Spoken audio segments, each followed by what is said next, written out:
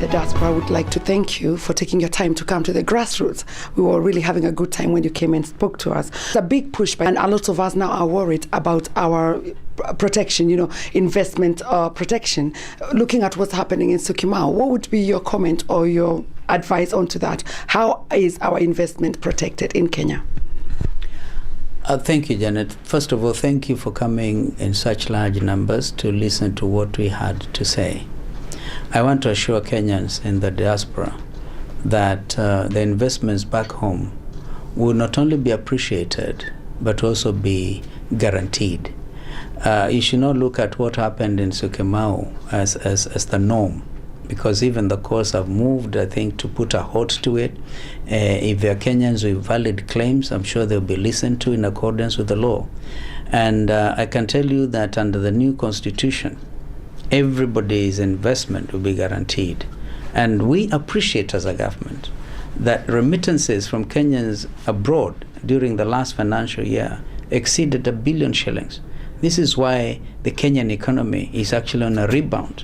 With that kind of support from Kenyans in the diaspora, added to what we've already been able to do since President Kibaki took over in 2002, I think everybody does appreciate that there is now clear evidence of economic growth. Of course, we may not have met the target of the 7% GDP growth as at 2007 because of the post-election violence, but the economy is actually on the rebound, and we are grateful. And this is a way to go, and I would want to encourage all of you, all the Kenyans in the diaspora, to invest at home.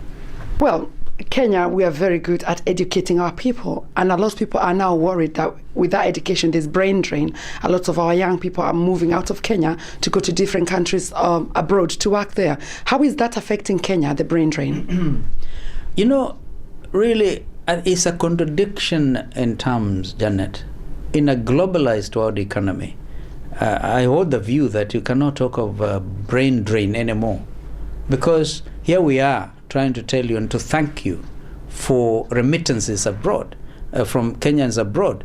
Now, if they are not gone out there, they wouldn't be doing exactly what I'm trying to thank you for. And therefore, you can see that because you have achieved high levels of literacy, and even at the level of the basic education, with free primary education, with increased transition rate from primary to secondary school, and with high access to higher education, you can see that Kenyans have basically said we are ready to reach any level.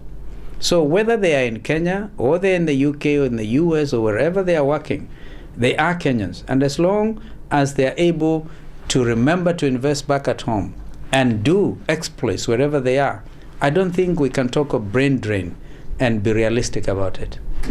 Now, I mean, everybody's talking about tribalism in Kenya because it came rampant in 2007. And now we're going to have to worry about what government plans are there for community integration, knowing that 2012 we are going for another elections. Have you done enough as a government to bring about community integration?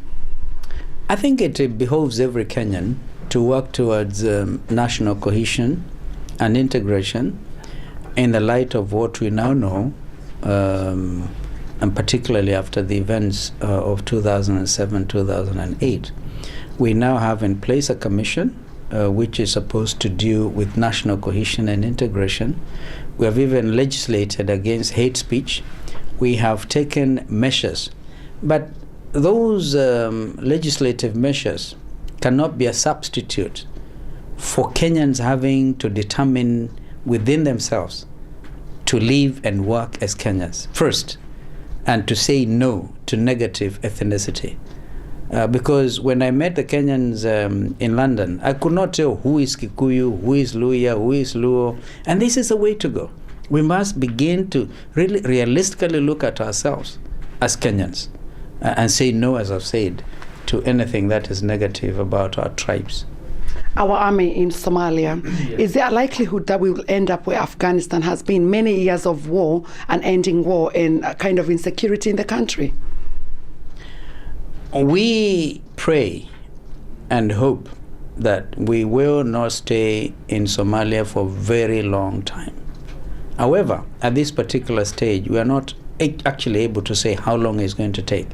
We have duty to do. We have to ensure the integrity of the Kenyan nation state.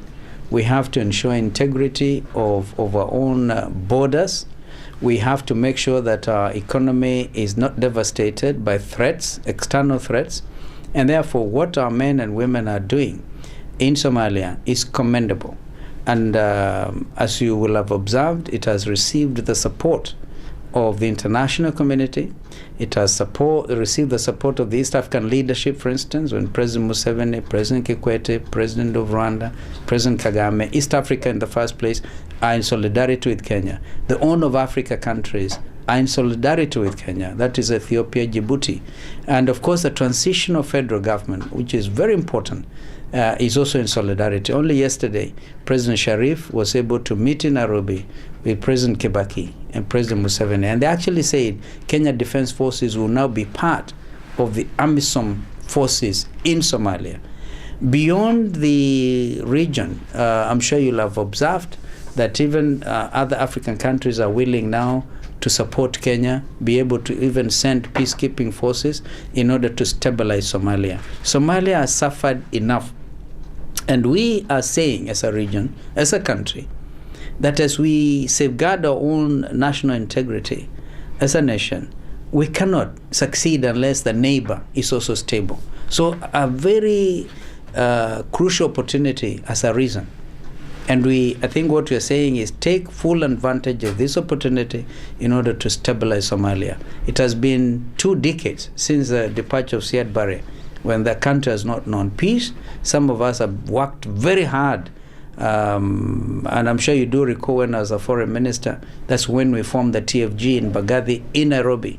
And then we got President Abdullah Yusuf. We tried to get him into Mogadishu. It didn't work. Then they went to Djibouti and they came up with the Djibouti Declaration, still not able to work. This time around, because of what Kenya has done and because of the overwhelming support, I think there's a chance. There's a chance to stabilize Somalia. We hold the view that a stable Somalia is good for the region. It is definitely very good for Kenya. If the region is stable, then obviously we are looking for businesses to get stable. So now the shillings, the Kenyan shillings, everybody's talking about how badly it's depreciating. So, I mean, where do you think we're heading with the Kenyan shillings? Janet, it's not just the Kenyan shilling. The Italian lira, if you like, the EU, the euro, because I think the euro now, more than everything else, you can see what has happened in Italy, what has happened in Greece, the euro crisis, the financial crisis. All of this has had an impact, not just on Kenya, but I think the African region and the world economy as a whole. So this is a global phenomenon. But we are doing the best we can. You can now see that the Kenya shilling has been gaining against the US dollar and other major currencies in the last few weeks. And we expect that by January, as we had Professor Njuguna, the governor of the central bank, say, we expect to see a stable shilling again. Because, you know, we have liberalized our foreign exchange regime. And this is itself very, very important. I mean, with all these elections, with all the war and everything going, we've got 2012 Olympics. We've got 2012 Olympics. I mean, is there a way that we Kenyans are going to be left out because there are so many activities happening back home? Well, 2012 Olympics will be here in London. Kenyans will be coming to the Olympics. And from what I gather, even the ordinary British citizens will be cheering the Kenyan team. We have come out as the superpower in athletics. That you know, the results that we achieved in Daegu in South Korea, for instance. Kenya was ranked 3rd after the US and Russia. And I did continue, I think, for another week or so, would have beaten even some of the number 2 or number 1. So I think we are very, very prepared as a country. We wish our athletes all the very best as they prepare. And of course, we wish Britain well as they prepare to host the next edition of the Olympics. Thank you. And what would be your final message, His Excellency, to Kenyans in the diaspora? Well, the time to grow with Kenya is now. The time to feel you're part and parcel of your nation, wherever you are, is now. It is time for every Kenyan, wherever they are, to feel part and parcel of a country that is not excluding anybody. We're taking an all-inclusive approach to nation building and economic development. So I'm very, very proud. Under the new constitution, Kenya is a nation reborn.